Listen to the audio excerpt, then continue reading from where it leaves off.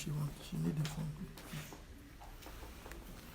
Greetings to you everyone and welcome on board wherever you're watching us. We are coming to you live from Paris, France, where the president of the Cameroon Renaissance Movement, the principal opposition political party in Cameroon, is meeting with his support fan base here in Paris.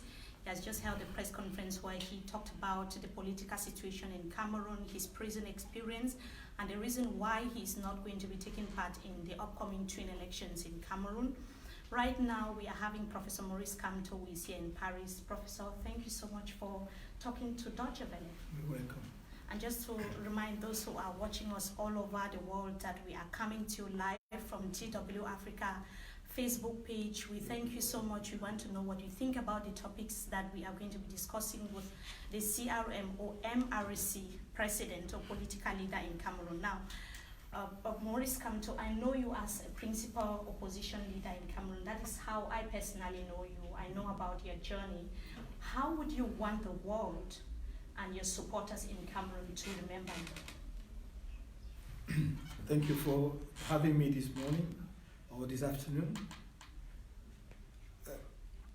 I would like my fellow compatriots and probably people abroad to see me as a Cameroonian who is dedicated to his country and who will always do his best to bring his own contribution to the settlement of problems in my country and to the construction of a new Cameroon where people live together,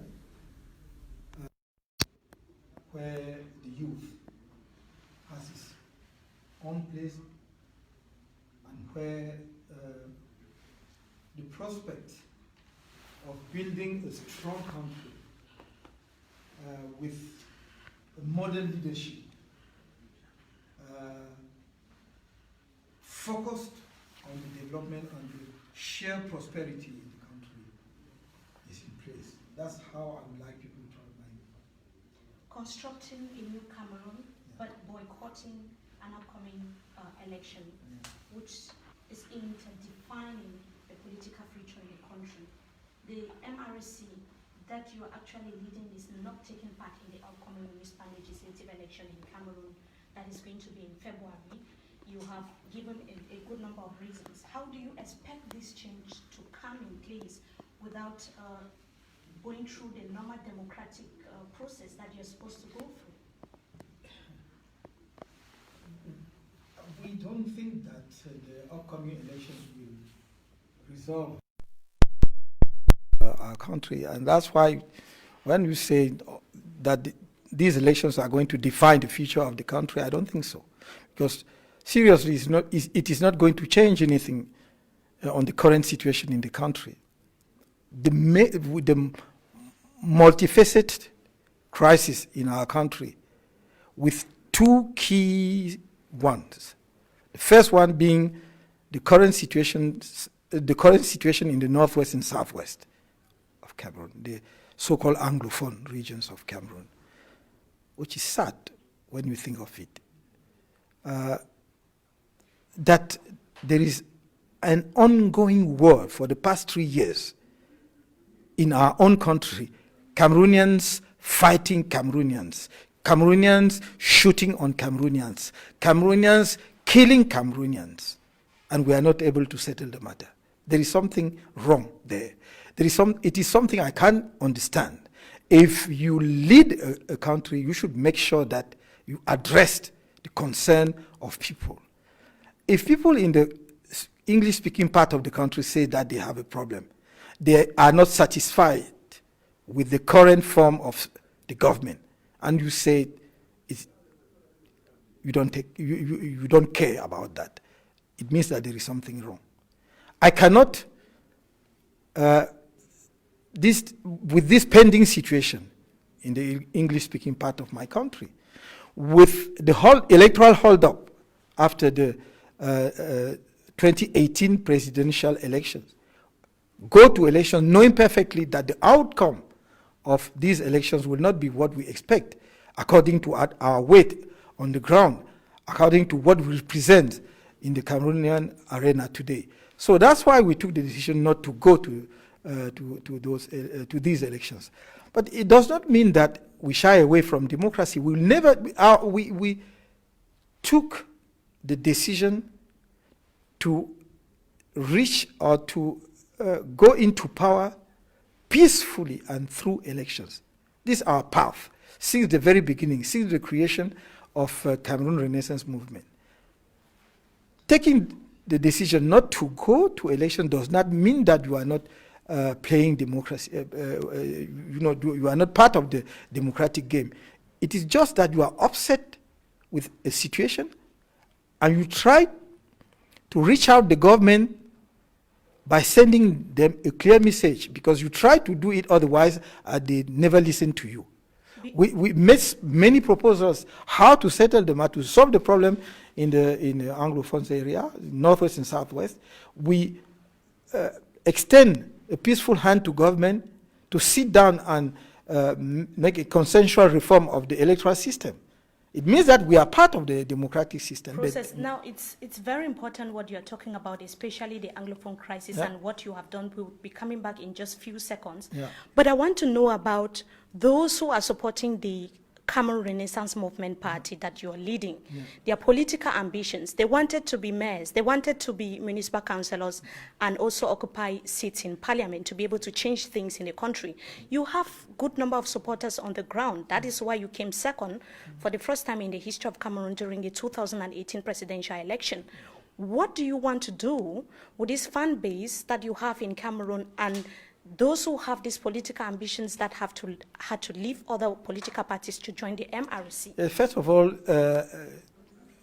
I came second according to the government and the Constitutional Council. I'm still saying that I won the elections in the polls, but the government decided otherwise. It doesn't mean that I came second. I came second according to them. Having said that, can someone imagine that his personal ambitions can be over the fate of the country? Because you want to become a mayor, you want to become an MP, you disregard completely what is going on in the country. If there are killings going on in the region of a part of your country, you will still go to elections to become a mayor. And what are you telling the voters? That they shouldn't vote? They should not vote? They should not vote, of course. We send delegations throughout the country to explain the decision of the party, why we are not going to elections. And believe me, the feedback is really very, very, I'm very happy with the feedback because people are very supportive. Even some of those who did not understand perfectly the decision not to go to elections, now they understand.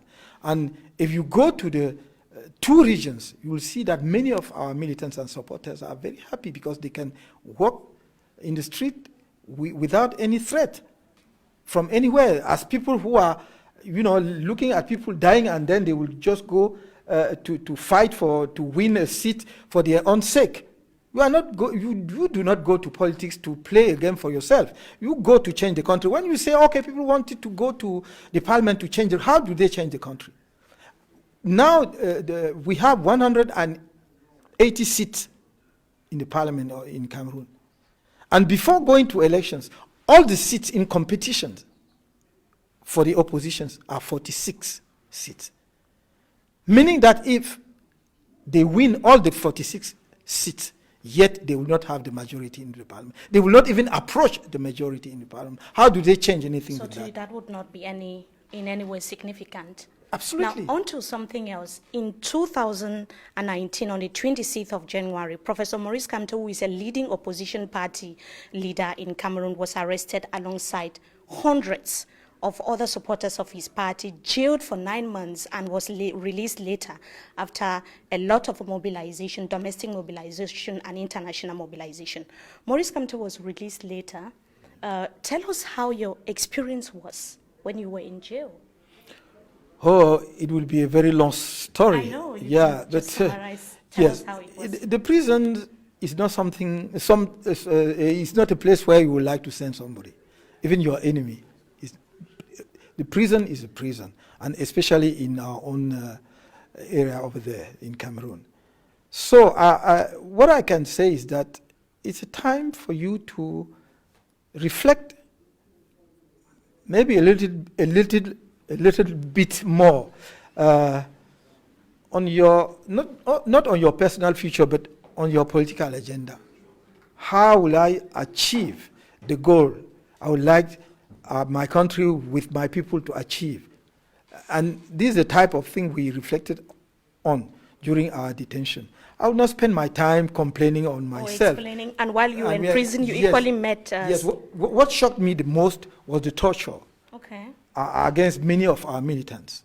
You know, the first vice president of Cameroon Renaissance Movement was severely beaten with his head broken and right or left hand, anyway, one of his hand broken by the government, by the, should I say government, let's say the police or gendarmes agents. So, and he was not the only one. So that was a matter of concern, and still a matter of concern for me, because people are still tortured until today in Cameroon, many of our militants. The last point I would like to make here is that the prison has not changed my commitment and my faith in the future of Cameroon. Secondly, the prison has not changed anything in the conduct of the government. The government has only proved that they are really a dictatorship, and that they are continuing in the same direction. Because if you look at the current situation, since we were released some 3 or 4 months ago, we have not been able to hold any meeting, public meetings in Cameroon as a political party. I'm not talking of march, just a meeting, fixed meeting. Everywhere we made a declaration for a meeting, the government refused. Now, so, in prison, you met with leaders of the separatist movement that were also arrested. Yeah. What did you discuss with them? No, we were not supposed to have, we met as prisoners, common prisoners every day, and we have a chat from time to time. We were not there to, discuss on their own agenda or on our own agenda. The only thing I can say is that it is people you can talk with. And that's why I keep on saying that we can resolve the problem of Cameroon politically if there is a will. But there is no trust anymore whatsoever in the current government. They don't see the current leadership of Cameroon as composed of people with whom they can talk seriously. And the mistrust is something which is terrible when it comes to dialogue. If you are not trustful of somebody, you cannot really go to do anything serious with it. Professor Maurice Kamto, there's this question of what you can really do as far as the Anglophone crisis is concerned. Yeah. You are a renowned political figure in Cameroon. You have a lot of contacts on the international scene. What have you been able to do to resolve this crisis? To propose a new way of handling the matter. First of all, involve all the stakeholders in the dialogue. When we talk of inclusive dialogue, it means that you should bring around the table all the stakeholders, all of them, including the representatives of armed groups, the separatists, and those who were sentenced to life and who are still in prison, Mr. Ayuk Tabe Sisiku and the others. Because if you don't talk to people, you don't convince them. Why should you impose your own agenda or your own views on issues to others? Bring them to the table and explain to them why probably the secession is not the good option. But don't just say, I don't talk of that, I will never talk of federalism or whatsoever. Bring them around the table. But before doing that, make sure that you negotiate a ceasefire with those who are fighting. That they lay their arms down and bring, some peace, cool down their hearts, because they can go back and see their own families, see their villages. Many of them have lost their villages, which are burned down to ashes, and they would like to see if their aunts or grandma is still there. After that, they can take part to the dialogue. What is your own solution as far as the form of the state is concerned? What is your solution? Now, today... Apart from dialogue, what do you think can resolve the Anglophone crisis? Is it decentralization? I was vocal enough on that issue, because I've seen some videos circulating saying that, Kamto in doing it. It's not serious, and it is people, who are political leaders in Cameroon. My position is quite clear. I said that decentralization is not any solution anymore, because it's too small and too late. I clearly said that the solution is federalism today. It is federalism. But I have always said that it is not a two-state federalism. I think it will not be serious. Just to say we go back to 1961. We start with the Anglophone, discuss with them, and agree on the content they would like to see in their own state as part of the federal government or system in Cameroon. And from there, you extend it to the rest of Cameroon. Because it's not only Anglophone today who ask for federalism. Many Francophones are also asking for federalism. Just one last question before we go. Do you want to stand as president again when the mandate of President Pobia of Cameroon expires in 6 years? It will be for my political party to decide. I always say that. What about you? No, because even if I am candidate, it is the party which take the decision to present me as his candidate or not. So I might have my own personal ambition. But if the party decide otherwise, I will not be able to change. But at least for now, it's too early to tell you whether I will be candidate within the party or not.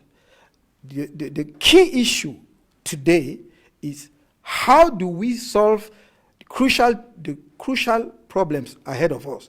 First of all, Anglophone problem. And I say the solution in terms of the form of state is federalism. I can see maybe 4 to 6 states, not more than that. Because let me go back to two-state federalism. Those who are claiming that, okay, if we said it is two-state federalism, and then after that the Francophone part say, okay, we'd like to create more state, will Anglophone be opposed to that? I don't think so. Because when you start talking about two-state federalism or 6, you're already determining the content and the outcome of the dialogue that you mentioned. Yes, Is but that not? No. What did I say? I used to say that I will not back secession. I'm not in favor of secession, separatism. I'm not in favor of that. And if you are not in favor of federalism, what else? What do you have to offer to Anglophones today? Is federalism. And that's why I say I'm in favor of federalism. CRM is today in favor of federalism. And we can now discuss the content. But personally, I don't think that we should only go back to 61, because it means that we just ignore the 50 years we have passed altogether with a lot of mistakes, but also with some great achievements as a country. As a country, I'm not talking of a government or whatsoever, because I'm talking of a country coming together, learning from each other in terms of legal system, in terms of education and so on. We have learned a lot. And from there we can say, okay, we gain at least something. Some few things, maybe not so important, but we gain something. So going back to 61 will mean that we never, we just forget or ignore the past 50 years. My approach is that we should discuss starting with Anglophone. So what content do you put in the type of autonomy you are seeking, you are looking for? Federal government you are looking for. Once we have done that, we have resolved that, then we say, okay, we want a developed Cameroon. And to have a developed Cameroon, somebody living in Marwa should not be obliged to come to Yaoundé to have a solution to his problem. Thank you so much, Professor Maurice Kamto. You're meeting the diaspora. Would you be meeting the separatist community as well in the diaspora? Just last question. I have not identified any separatist community. I'm meeting the all Anglophone community. No, the I'm diaspora, meeting all Cameroonians, irrespective of yes of political. their absolutely. Thank you so much for speaking to Deutsche Welle. Thank you. Thank you. That was the president of the principal opposition political party in Cameroon, Professor Maurice Kamto, speaking exclusively on Deutsche Welle. We thank you so much for watching. Until we meet again, goodbye.